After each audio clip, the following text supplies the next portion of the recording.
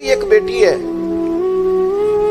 سارے گھر والے کوئی بات کہیں تو میں ٹال سکتا ہوں. ان کی ماں کبھی کبھی کہتی ہے کہ ہوں پتہ لگے گا نا جدو دھی دی گل موڑو گے.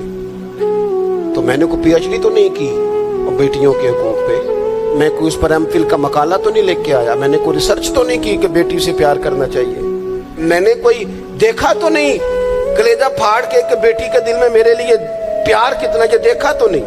لیکن یہ اتنا پیار کہاں سے آیا؟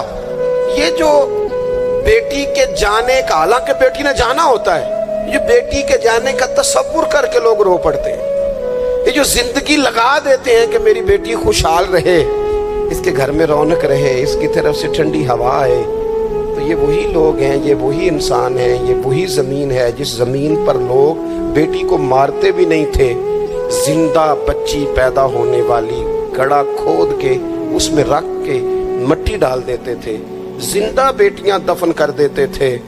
رب کہتا میں نے احسان کیا تم پہ, میں نے احسان کیا. کیا؟ میں نے تمہیں اپنا رسول دیا.